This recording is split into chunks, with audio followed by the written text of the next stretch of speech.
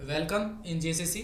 हम class ninth का work and energy chapter पढ़ रहे हैं, जिसमें हमने वर्क और वर्क के टाइप्स, जिसमें हमने positive, negative and zero, and energy के टाइप्स में हमने kinetic energy and potential energy के बारे में डिस्कस किया था। एंड उनके न्यूमेरिकल्स या डेरिवेशंस भी हमने किए थे। यहाँ पे हमारे पास एक क्वेश्चन है जो हम पोटेंशियल एनर्जी के टर्म में करने वाले हैं, और पोटेंशियल एनर्जी के ऊपर बेस्ड है।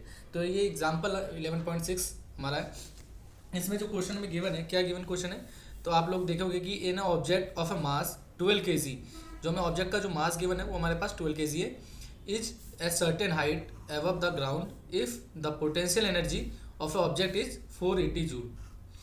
Find the height at which the object is with respect to the ground, given है gravitational force 10 metre per second square. तो इस क्वेश्चन में आप लोग जो देखोगे, हमें क्या गिवन है कि एक ऑब्जेक्ट है जिसका मास हमें 12 kg है, एंड देन उसकी जो पोटेंशियल एनर्जी है वो 480 जूल है। मास हमारे पास कितना है, 12 kg गिवन है, और पोटेंशियल एनर्जी हमें 480 जूल गिवन है। ठीक है, तो सबसे पहले आप लोगों को यहाँ पे जो हमें कैलकुलेट करने के लिए बताया गया है, वो हमें हाइट कैलकुलेट करनी है कि कितना उसका डिस्प्लेसमेंट हुआ है, या कितना उस ऑब्जेक्ट को डिस्प्लेस किया है उसके इनिशियल पोजीशन से, ये कितना ऊपर से रखा है। ठीक है, इन टर्म में हम डिस्प्लेसमेंट की बात करते थे, क्योंकि हमने वर्क डन जब निकाला था तो उसमें फोर्स और डिस्प्लेसमेंट आता था, वहाँ पे हमने डिस्प्लेसमेंट को हाइट में कंसिडर किया था।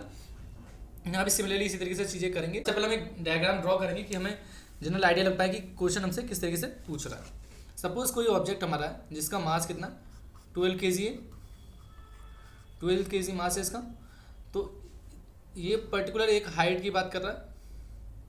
ठीक है, इस हाइट की बात कर रहा है जहाँ पे हमारा ऑब्जेक्ट रखा गया। जो पर्टिकुलर हाइट पे ऑब्जेक्ट रखने के लिए जो हमें एनर्जी की रिक्वायरमेंट है वो कितनी है, ई पी इक्वल टू में 480 जूल। ठीक है, तो हम यहाँ से एच को कैलकुलेट हमें करना है। तो हमें सबसे पहले ई पी जो है हमारा पोटेंशियल एनर्जी का फॉर्मूला क्या होता है, एम जी एच। हमें यहाँ पे जो ई पी की वैल्यू है वो हमें गिवन है 480, तो यहाँ पे हम वैल्यू पुट कर देते हैं सबसे पहले 480, मास 12, जी की वैल्यू हमें गिवन है कितनी है 10 metre per second square into height. हम हाइट को एक साइड रखते हैं और बाकी चीज़ों को हम कैलकुलेट कर लेंगे।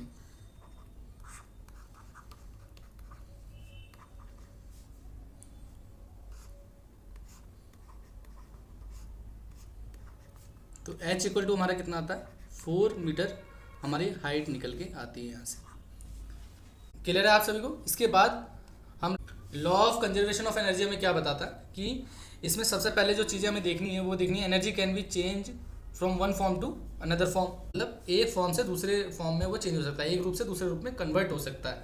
तो लॉ ऑफ कंजर्वेशन के अकॉर्डिंग क्या है कि according to the law of conservation energy can only be transform, क्या हो सकती है, ओनली ट्रांसफॉर्म हो सकती है। ठीक है, और फ्रॉम किसे, one form to another form. अभी हमने देखा था कि कोई भी जो हमारी एनर्जी है वो चेंज हो सकती है एक फॉर्म से दूसरे फॉर्म में।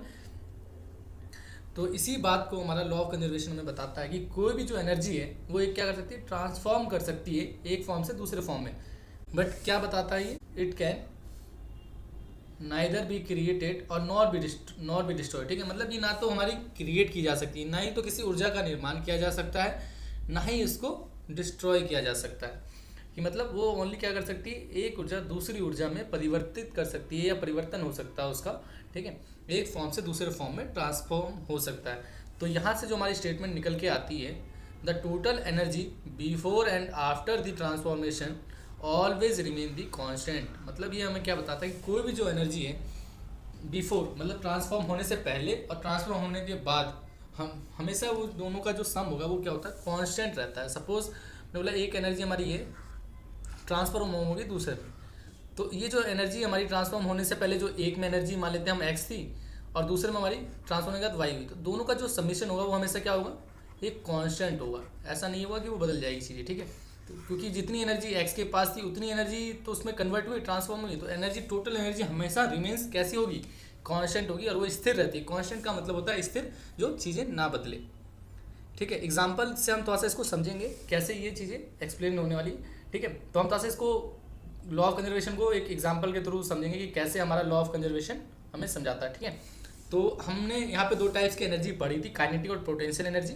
इन्हीं दो एनर्जी का हम अप्लाई करके यहाँ समझेंगे कि law of conservation of energy हमें क्या बताता है। हम यहाँ पे सबसे पहले एक ऑब्जेक्ट कंसीडर करते हैं।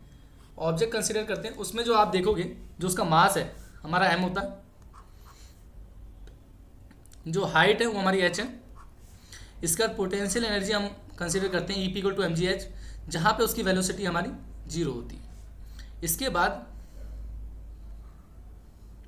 आफ्टर, जब सपोज एक ऑब्जेक्ट था, ठीक है, यहाँ पे हमारा सर्टेन हाइट पे एक ऑब्जेक्ट है जिसकी जो पोटेंशियल एनर्जी हमारी E = mgh है।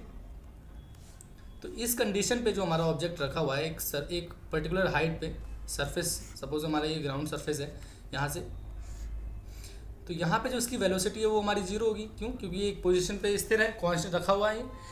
लेकिन जब ये ऑब्जेक्ट हमारा फ्री फॉल करता है, सपोज ये डाउनवर्ड गिरना चालू होता है, नीचे की तरफ गिरना चालू होता है, सरफेस पे आना चालू होता है, तो क्या इसकी वेलोसिटी में चेंज आएगा? जी ज़रूर चेंज आता है, वेलोसिटी में इसकी चेंज आता है। तो जो ऑब्जेक्ट हमारा जिसका मास पर्टिकुलर m है, ये किसी न किसी एक वेलोसिटी से ड्रॉप होगा, जिसको हम फ्री फॉल पढ़ते थे। फ्री फॉल हमने देखा भी था ग्रेविटेशनल चैप्टर में कि फ्री फॉल क्या होता था। जब कोई ऑब्जेक्ट हमारी ग्रेविटेशनल फोर्स के अलोन गिरना चालू करे तो हम उसको फ्री फॉल कहते थे। ठीक है, ये आप सबको क्लियर भी होगी अच्छी से बातें। देन हम इसको काइनेटिक एनर्जी के टर्म में लिख सकते हैं। क्यों? क्योंकि अगर कोई ऑब्जेक्ट मोशन कर रहा है तो उसमें काइनेटिक एनर्जी भी हमारी लगेगी। काइनेटिक एनर्जी क्या होती थी? E के इक्वल टू में 1/2 mv²। ओके, इसके बाद हम इन दोनों एनर्जी का कंपेयर करते हैं कि सपोज सबसे इनिशियल कंडीशन पे जो हमारा ऑब्जेक्ट रखा था उस पर हमारी पोटेंशियल एनर्जी थी,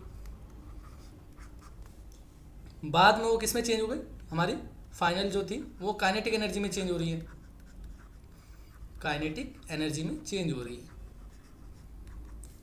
तो इस दोनों एनर्जी का हम यहाँ पे कंपेयर करेंगे कि कितनी हमारी पोटेंशियल एनर्जी इनिशियली थी और फाइनली हमारी काइनेटिक एनर्जी कितनी मिली। तो जब हम इन दोनों को कैलकुलेट करते हैं किसी भी एक पर्टिकुलर ऑब्जेक्ट के लिए, तो हमें क्या मिलता है कि जैसे जैसे हमारी हाइट डिक्रीज होती है, सपोज जो ये हाइट थी ऑब्जेक्ट की, सपोज ये सर्टेन हाइट पे था यहाँ पे, जैसे हमारी मान लो इनिशियली हाइट ये थी तो यहाँ पे हमारी पोटेंशियल एनर्जी मैक्सिमम थी। लेकिन जस्ट जैसे इसकी हाइट हमारी कम हुई तो यहाँ पे इसकी पोटेंशियल एनर्जी क्या हो गई? रिड्यूस हो गई, कम हो गई, और काइनेटिक एनर्जी बढ़ गई। क्योंकि सपोज यहाँ जो हाइट रिड्यूस होने के कारण क्या हुआ? इसकी वेलोसिटी में चेंज आया। जहाँ पे वेलोसिटी पहले 0 थी, अब वो वेलोसिटी क्या होगी? इंक्रीज करने लगेगी। यहाँ पे वेलोसिटी बढ़ रही है और हाइट हमारा रिड्यूस हो रहा है, तो यहाँ पे हमारी काइनेटिक एनर्जी बढ़ती है और हमारी पोटेंशियल एनर्जी रिड्यूस होती है। बट ये हमारा लॉ ऑफ कंजर्वेशन यहाँ पे क्या बताता है कि जितनी हमारी पोटेंशियल एनर्जी रिड्यूस होगी उतनी ही हमारी काइनेटिक एनर्जी इंक्रीज होती है किसी भी एक पॉइंट पे। तो हम यहाँ से क्या बोल सकते हैं कि now we can say that EP क्या? पोटेंशियल एनर्जी जो mgh था हमारा, और E के इक्वल टू 1/2 mv²। तो आप देख रहे हो जितना हमारा हाइट टर्म रिड्यूस हुआ है उतना ही हमारी वेलोसिटी इंक्रीज कर रही है यहाँ पे। तो जितनी हमारी EP रिड्यूस हुई उतनी हमारी काइनेटिक एनर्जी बढ़ी है। तो जो टोटल एनर्जी किसी भी एक पॉइंट पे क्या होगी? हमारी कांस्टेंट होगी, और हम इसको क्या बोलते हैं? पोटेंशियल एनर्जी प्लस में काइनेटिक एनर्जी कांस्टेंट होती है। और ये किसका पार्ट होता है? ये हमारे मैकेनिकल एनर्जी का पार्ट होता है। हमने सबसे स्टार्टिंग में पढ़ा था कि मैकेनिकल एनर्जी के पार्ट में हमारा पोटेंशियल और काइनेटिक एनर्जी की बात करेंगे हम। आई होप आप सभी को ये बहुत अच्छे से क्लियर हो गया होगा। और ये फॉर्मूले के टर्म में भी आप देख सकते हो, ठीक है, mgh इक्वल में 1/2 mv²।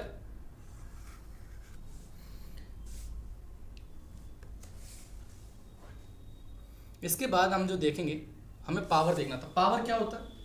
पावर क्या बताता है हमें, और चीज़ें को लेके कैसे हमारा इसमें वर्क डन और एनर्जी से रिलेटेड करता है। तो सबसे पहले इसकी डेफिनेशन देख लेते हैं। It's measure the rate of doing work. ठीक है, ये क्या मेजर करता है? हमारा किसी भी काम करने की दर को मेजर करता है। सपोज कोई वर्क कर रहे हैं हम, और वो कितना हम तेज कर सकते हैं, कितना स्लो कर सकते हैं, वो हमारे काम करने की दर को कौन मेजर करता है? हमारा पावर मेजर करता है।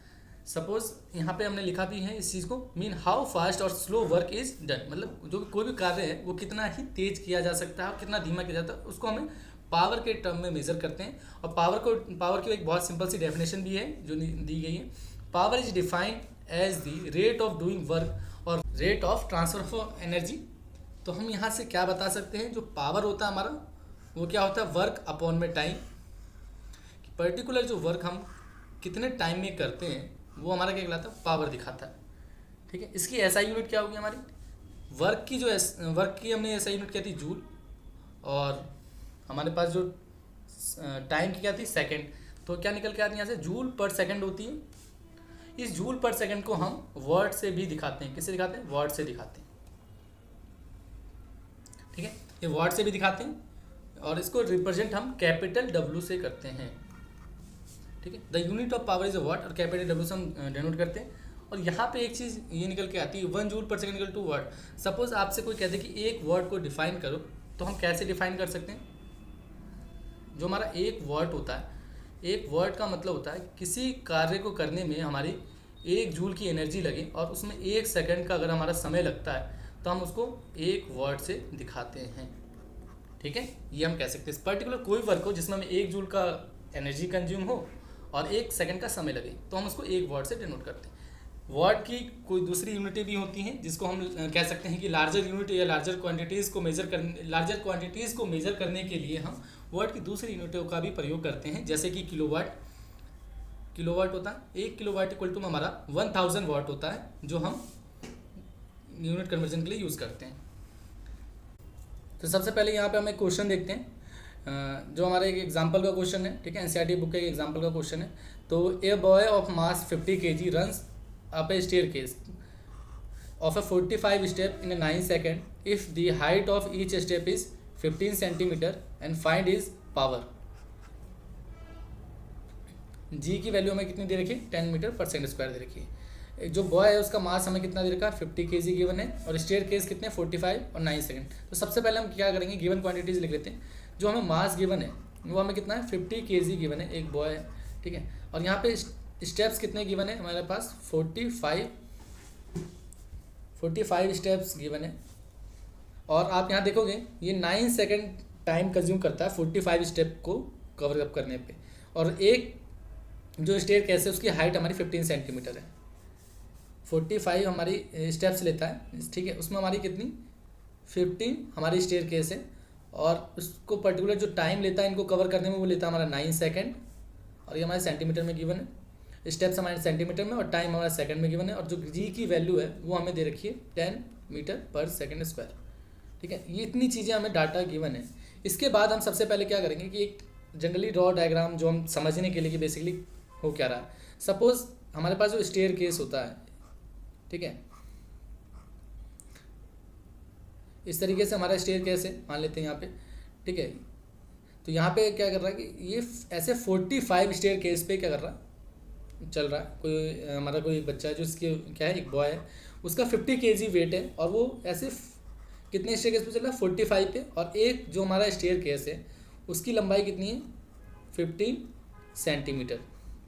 सपोज हमें टोटल लंबाई लेंथ निकालनी हो कि वो कितना उसने डिस्प्लेसमेंट किया है। डिस्प्लेसमेंट ही देखना है क्योंकि हमें तो एनर्जी निकालनी है। तो एनर्जी निकालने के लिए सबसे पहले हमें वर्क निकालना पड़ेगा, कितना हमारा वर्क डन हुआ है। उसके लिए हमें डिस्प्लेसमेंट की ज़रूरत है।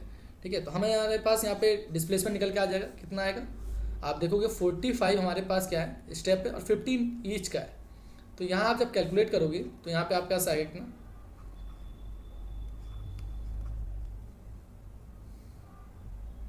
675 सेंटीमीटर, 675 सेंटीमीटर निकल के आएगा।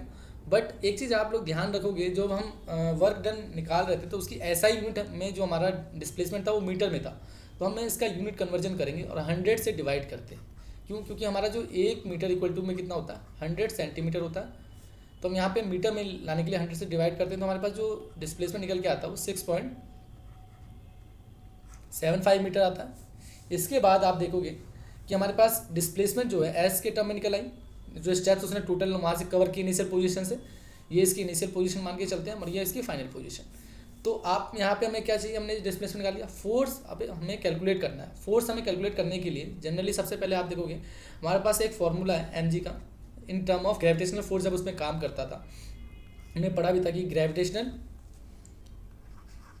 के टर्म में हम ए को रिप्लेस कर देते, किससे? जी से रिप्लेस करते थे। ए इक्वल टू जी में हमने ग्रेविटेशन चैप्टर में ये चीज़ें पढ़ी हुई हैं अच्छे से। देन इसके बाद हमारे पास जो फोर्स निकल के आएगा कितना आएगा? मास हमारे पास 50 इंटू ग्रेविटेशन हमारे पास 10 एंड देन हम इसको कैलकुलेट करते हैं तो हमारे पास 500 न्यूटन निकल के आता है।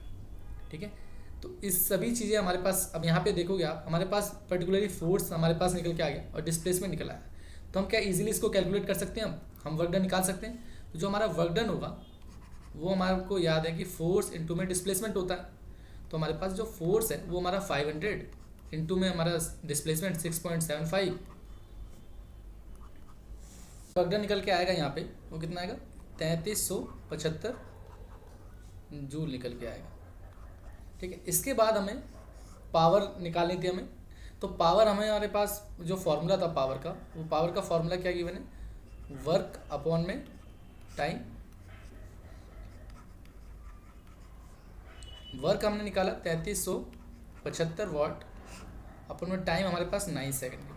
जब हम इसको डिवाइड करते हैं प्रॉपर, तो हमारे पास 375 वाट निकल के हमारा आंसर आता है पावर। ये सर ठीक है, आप सभी को ये क्लियर हो गया होगा। इसके बाद जो हम देखेंगे एक टॉपिक, हमारा कमर्शियल यूनिट ऑफ एनर्जी की बात करेंगे। ये कमर्शियल यूनिट ऑफ एनर्जी होती क्या है और हम इसको कैसे कैलकुलेट करते हैं। जो जूल की बात कर रहे थे हम लोग एनर्जी की, जूल हमारी काफ़ी छोटी यूनिट होती है, और लेकिन जब हमें किसी लार्जर क्वांटिटीज़ को मेज़र करना हो एनर्जी को, कोई हमारी एनर्जी की लार्जर क्वांटिटीज़ है, तब हम वहाँ पे जूल का यूज़ ना करके किलोवाट आवर का यूज़ करते हैं, किलोवाट आवर का। और इसका मीनिंग क्या होता है, what is the meaning of kilowatt hour, 1 kilowatt our हम यहाँ पे कैलकुलेट करेंगे सबसे पहले।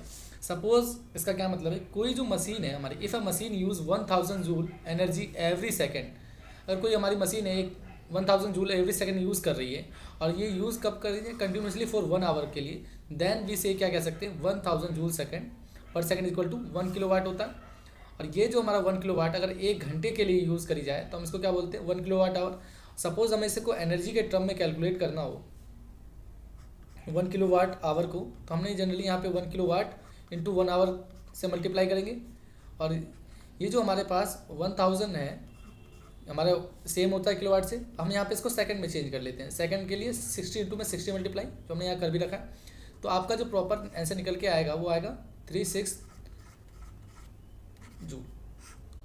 एक चीज़ आप यहाँ पे नोट डालोगे कि ये जो हमारा 1 unit equal to 1 kilowatt hour भी होता है, ये सेम होता है जो हमारे घरों में मीटर लगा होता है, जिसमें हम देखते हैं कि 1 यूनिट हमारी आई है, तो वो किसके इक्वल होता है 1 किलोवाट आवर के इक्वल होता है। इसके बाद एक क्वेश्चन है जिसको आप ट्राई करोगे सॉल्व करने का, और कमेंट बॉक्स में आप लोग इसका जवाब देंगे। तो ये क्या क्वेश्चन है, an electric bulb 80 watt is used for 10 hour per day, calculate the units of energy consume in a 1 day by the bulb. ठीक है, आप सभी लोग इसका आंसर कमेंट बॉक्स में रिप्लाई करेंगे। तो आपका वर्क एंड एनर्जी का चैप्टर जो है क्लास 9 का यहाँ पे कंप्लीट होता है। ठीक है, thank you so much video देखने के लिए आप सभी का।